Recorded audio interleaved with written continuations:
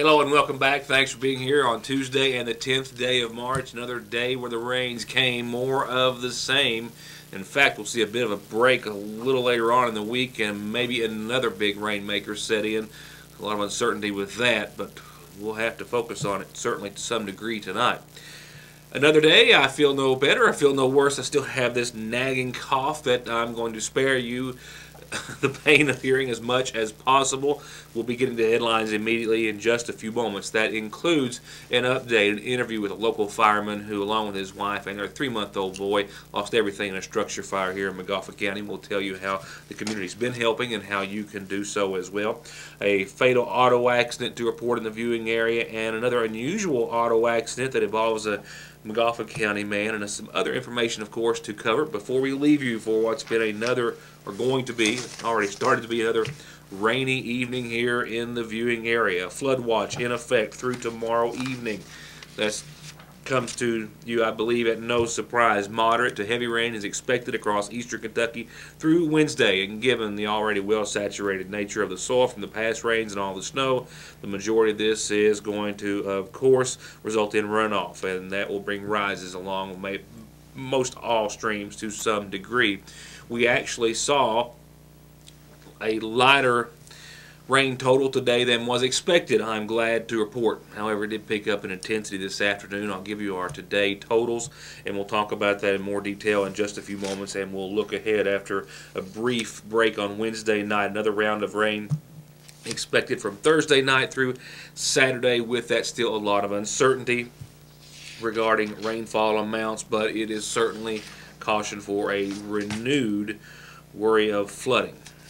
Have that for you in just a few moments. A drink of water and a few messages, and we'll begin with local headlines right after a few words from our sponsors. As always, whenever you can, please let them know you're watching. To get high-speed internet on their state-of-the-art fiber optic network for all of your home and business solutions, or to watch TV without a contract on over 200 digital channels with superb quality, or stay connected with family and friends with 24/7 telephone service you can always depend on, contact Foothills Broadband today. Or just click on their link to the right to find out how they're working to provide the latest in communications at affordable prices with exceptional service at Foothills Broadband. We'll talk with our local fireman in just a few moments. Right now, a fatal auto accident in Johnson County and a serious auto accident in Floyd County that involves a McGoffin County man. We'll begin with the first, where Johnson County Sheriff Dwayne Price says it was an accident last evening involving a vehicle and a utility pole that ultimately has claimed the life of an individual identified as 33-year-old Daniel Branham of Sitka. The Sheriff's Department in Johnson County tells me that just moments before 9:30 last night, their department received a call of this single vehicle collision on Kentucky 201 near Daniels Branch. Now, they tell me that at the time, Deputy Byron Fairchild responded to the scene, and this is what he discovered. A 1996 green GMC van in a field setting off to the side of 201. The vehicle appeared to have been traveling southbound, he says, on Kentucky 201 when it, for an unknown reason, swerved off the roadway, striking the field. The van reportedly struck an electric pole in the path, causing the pole and active power lines to block the southbound lane of the road. Authorities, as I said, have identified the driver of the vehicle as 33-year-old Daniel Branham of Sitka, Kentucky. He was found unconscious at the scene. He was, though, taken by transport to the Paul B. Hall Regional Medical Center, where he was later pronounced deceased. The Sheriff's Department also wishes to make mention that the W.R. Castle, Flat Gap, and Paintsville EMS departments all assisted them on the scene. And our next report involves a two-vehicle crash over in Floyd County on Route 114 yesterday afternoon. Prestonsburg police are said to be investigating the following photographs sourced from the Floyd County Times, along with some other information on behalf of the wife of the McGoffin County man who was involved. The Times photographs show two vehicles. One, this pickup truck, operated by Jesse Stevens of McGoffin County. And another vehicle was also said to have been involved, and the Prestonsburg Police Department also reported that during their preliminary investigation, it appeared as though both vehicles were traveling in the same direction initially. And authorities initially reported to the paper that they believe that the Chevrolet Blazer involved, you'll see in a minute, and this F-150 driven by Stevens of Magafa County were both traveling westbound from the downtown Prestonsburg area towards Sagersville when they made contact and came to rest in the oncoming lanes of traffic. Now you can see where the front of Stevens' truck collided with the rear of the Chevrolet Blazer. They had initially believed, per their investigation, from what I understand, that after coming to a complete stop, the driver of this Blazer started going backwards at a high rate of speed, backing across the median through both lanes and then into the ditch near the road before curving back out again and then crossing all 4 lanes of traffic and then stopping just feet from the Leviza Fork. I also did, however, speak earlier today with Melody Stevens, who said that her husband didn't suffer any serious or life-threatening injuries, but it appears as though that they thought the vehicle, the Chevrolet Blazer, may have been attempting to perform an illegal U-turn at the time. Nevertheless, both drivers were the only occupants of the vehicles. Neither Mr. Stevens nor the operator, whose name I do not have, of the other vehicle, once again suffered any serious or life-threatening injuries. But the accident and its cause still remains under investigation by the Prestonsburg Police Department. And a whole lot happening on our McGoffin Farm Bureau sponsored community calendar, and I like that. Lets me know everyone's watching, and we have a lot to talk about as well. With that said, let's go on over after a birthday and anniversary or two and see tonight's announcements. Birthday wishes to Kaylee Danielle Reisner. Love Dad, brothers, sisters, mamas, and papas. Happy birthday to you. It's Kaylee Danielle Reisner's birthday. Happy birthday. And a happy anniversary. Dwayne, I don't know why your name's not on the screen, so I'll say it twice. It says, happy 23rd anniversary to Dwayne Grigsby. Love you, Ruby. Happy 23rd anniversary to Dwayne Grigsby. And it's time to start thinking about 4-H camp. It's been set for this June the 16th through the 20th, and the Magafa County Extension Service wants to remind you that scholarships and applications are available, and also they have a payment plan. And that cut off way too short. Scholarships and payment plans are available to go to 4-H camp. It's been set for the June the 16th through the 20th. Call 349-3216 to find out more. I'll remind you for a couple of days. I just got notice that North Magaffin Elementary Site-Based Council, a regular meeting set for tomorrow at 4, has been canceled. The meeting is to be rescheduled. They will announce it, as will I, but tomorrow's regular session of North Magaffin Site-Based Council has been canceled and to be announced for a later time when it's scheduled. And tomorrow is time to donate. That's right. The Magafa County Community Blood Drive is tomorrow, 12:30 to 5 at the Magafa Medical Building behind the Sagersville Subway. Every donor gets a My Blood Type is Wildcat Blue t-shirt. 2 will win a Walmart gift card worth $25 a piece, and you'll save a life. Tomorrow, 12:30 to 5 for the next Community Blood Drive. And with all the bad weather, they are in desperate need of additional donations. Tomorrow will be a great time to donate for the first, second, or 100th time. And reunion time. A meeting has been set for the class of 1972. They're going to meet at the Magafa County High School Library at 6 o'clock. That meeting is set for tomorrow evening in the library, 6. All 72 classmates are welcome and encouraged to attend. If you have any questions, call 791-2384. I am supposed to go up to the Extension Service Thursday, and then I'll have an interview and tell you more about the Kentucky Tree Recovery Campaign at our own Extension office to repopulate trees that were destroyed by the tornado. My voice is about to go. It's a rain or shine event. Bring a shovel. I'll tell you more later in the week. Kearney Free Will Baptist Church is showing Fireproof this Saturday at 6. It's free to everyone, and Pastor Butch Whitaker invites everyone to attend. And while we'll talk more about the couple and their small child in a few moments, a household shower has been set for Steve and Tanika Reisner, who lost everything in their home, which was destroyed by a fire this past weekend. It's been set for this Sunday at 2 at the Sagersville Fire Department. I'll tell you more about their situation and remind you about it throughout the week.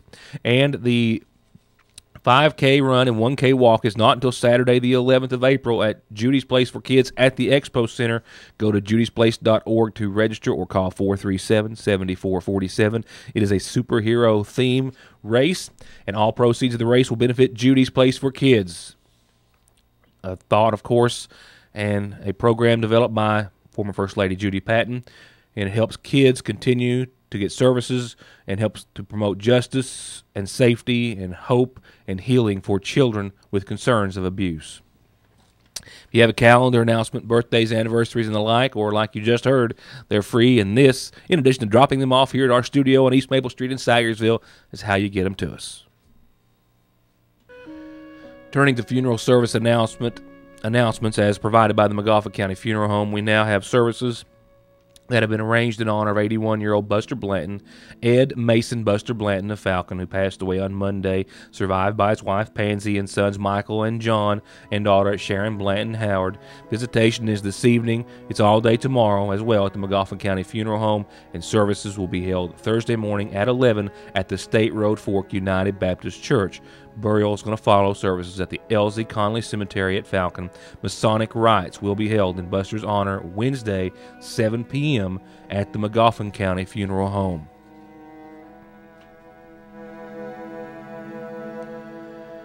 I've also learned that 73-year-old Betty Carpenter of Sagersville has passed away on today's date. Arrangements are still being made at this time by the family, to be announced soon by the Magawa County Funeral Home.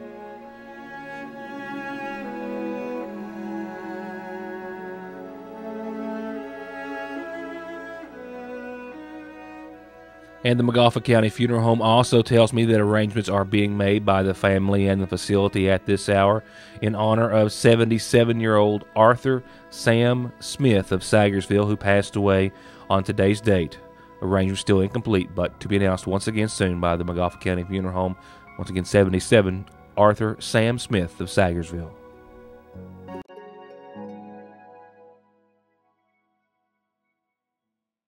To get high-speed internet on their state-of-the-art fiber optic network for all of your home and business solutions, or to watch TV without a contract on over 200 digital channels with superb quality, or stay connected with family and friends with 24/7 telephone service you can always depend on, contact Foothills Broadband today. Or just click on their link to the right to find out how they're working to provide the latest in communications at affordable prices with exceptional service at Foothills Broadband. On last night's program, I spoke with Fire Chief Paul Howard as it related to a structure fire over the course of the weekend. His department called out for mutual aid, but it was one that they would have responded to nonetheless, as it pertained to one of their very own. A member of the Sagersville Fire Department for 10 years, a lieutenant with the department, saw his home alongside his wife and very small child completely destroyed by the blaze, the cause of which is still yet to be determined. Lieutenant Steve Reisner, his wife Tanika, and their small child were at his mother-in-law's due to no heat in their residence about 1.5 miles away when an explosion first alerted them to something wrong, followed by a call for fire. Our heating unit had went out previously that morning, and we were having it worked on, and the guy was unable to get it fixed that day, and he's supposed to come back later on and fix it, so that's why we wasn't home. So that would be one of your first suspects, might be that the heating unit was the cause to blame? It could be. We're not sure. Cause and origin investigator came out and checked it out this morning and was really unable to determine the cause. We were up the road at my mother-in-law's house, and my wife says, wakes me up. I was sleeping, and she says that she heard an explosion, and I looked around, didn't see anything. Then about probably 10, 15 minutes later, probably not even that long, my father-in-law came in the room and said something down the road was on fire. So we got up. We're a member of the fire department, also a member of Bloomington Fire Department. That's their coverage area. So I went down the road to check it out, and that's when we discovered it was our residence. It was, you could see the house from the road. We saw that it was fully engulfed in flames. It was already vented through the roof. Were you able to salvage anything at all? I was able to get one hunting rifle out of the house. Out of everything you own? Out of everything we own, I got one rifle out. And the loss of Steve's and his wife's lifelong belongings was only compounded by the loss of all the new baby things in their 3-month-old son's brand new nursery. His entire nursery was destroyed.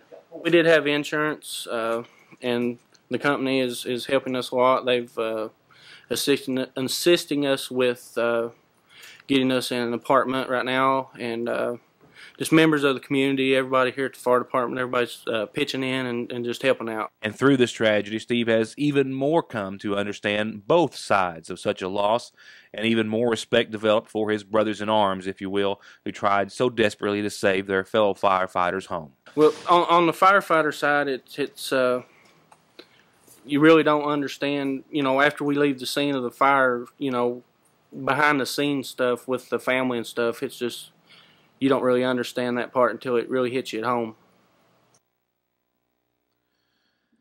Friends and family have established a GoFundMe account at GoFundMe.com. You can log on there and donate should you so choose if you would like to help support the family and firemen. And as I mentioned on the community calendar announcements, they've also established and planned a household shower in their honor this Sunday at 2 o'clock at the Sagersville Fire Department. And I think I've gone just about as far as I can go without really breaking into just a one big long coughing session and or losing my voice. So I'm going to wrap it up with your Licking Valley RECC forecast for tonight. Just didn't make it to anything, but I've been on the couch a little more than what I would have liked to have been. Well, not take that back. I've been on the couch more than I would have had to have been for the past several days, and that's probably where I'll end up tonight. But the Lawrence County Bulldogs did make a big 13-2 run last night over Sheldon Clark and came out in the last 60 seconds of the game, outscored them 13-2, and then picked up 1 point over Sheldon Clark to go on to the championship game, and they'll face the Johnson Central Eagles, the other boys' team tonight, who had an easier route over Pike County Central last evening. So that's the boys' matchup in championship. We'll see how they fared tomorrow. I hope to get a camera up there. I've also got a couple of other cameras headed out tonight. I'll just have to wait and see what I'm up to as well. And up for. I have 1.1 inches of rainfall today, which is less than what we had expected, but better than what we what we were looking at. Certainly a much better situation and scenario. A flood watch, of course, in effect for the time being, and throughout tomorrow evening, we'll get a break in the rain, another big rainmaker that still has a lot of uncertainty associated with it towards the latter part of the week. So by tomorrow, we'll see temperatures right around 60 degrees, and we'll see showers start to end in the afternoon, and you might even get a decent evening out of tomorrow's forecast with a little PM fog on the backside, a low of 39 following that 60-degree Wednesday. And then from there on, we'll get into Thursday where temperatures look to be right around 60 again, 61, a low of 49, a 30% chance of showers in the afternoon. That's going to be a prelude of more to come. Rain will be likely Thursday night, Friday night, a 50% chance on Saturday. Temperatures stay in the upper 50s and close to 60 throughout the entire forecast period. But we could be looking at a whole lot of rainfall, not just for this occasion, which, like I said, we have gotten by on the light side at just about a little less than 1¼ inches here at the newsroom, but we could pick up a serious amount of rainfall, still too far out to call, towards the latter part of your week, starting specifically Thursday into Thursday night and the rest of the work week. But I'll talk more about that tomorrow and hopefully be able to talk more on tomorrow's program as well. For now, thank you for watching and have a good night.